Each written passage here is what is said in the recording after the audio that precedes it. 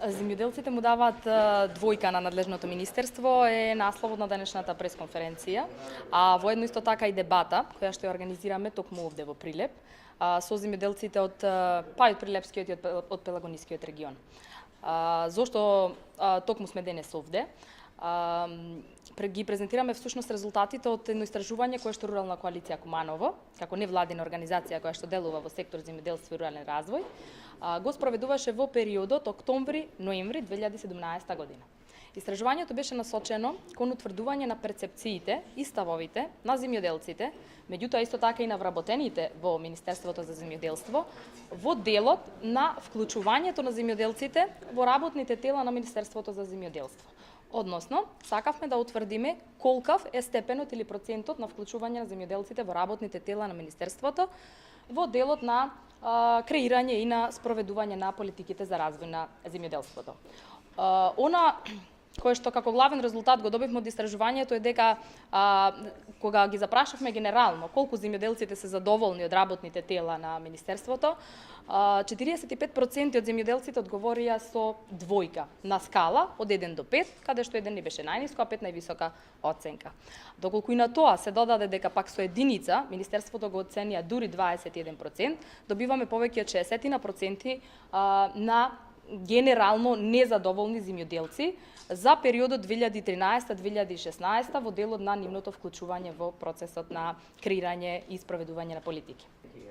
Во рамките на Законот за земјоделство и рурален развој постојат одредени работни тела, како што се подсекторските групи, Совет за земјоделство и рурален развој, можност земјоделските здруженија да станат социјален и економски партнер на Министерството, и токму преку овие тела се обезбедува вклучувањето на земјоделците во сите процеси на Министерство. Меѓутоа, во периодот 2013-2016 година, овие работни тела се целосно нефункционални. И она што е можно интересно тука да се напомене е дека ваквиот став или ваквото гледиште го делат исто така и вработените во Министерството. Бидејќи ние правевме интервјуа исто така со вработените, кои што се согласни дека во овој период ваквите тела се целосно нефункционални. Па токму тука произлегува и толку ниската оценка од страна на земјоделците за овој сегмент.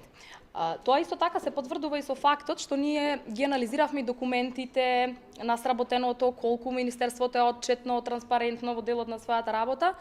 и последниот објавен извештај на Министерството беше за 2012 година, за тоа што сработило во текот на таа година, иако, согласно закон, треба до 30 септември секоја година да го објавува извештајот за претходната година на сработеното. И воопшто, и самите решенија за тие подсекторски групи, за останатите работни тела, датираат од 2012 година. Практично му доаѓа како од 2012, па значи до овој период, Министерството и воопшто да не функционирало. Иако мора да напоменам дека по реакциите на Рурална коалиција Куманово и по ваквите резултати кои што има можност исто така и од страна на Министерството да бидат запознаени,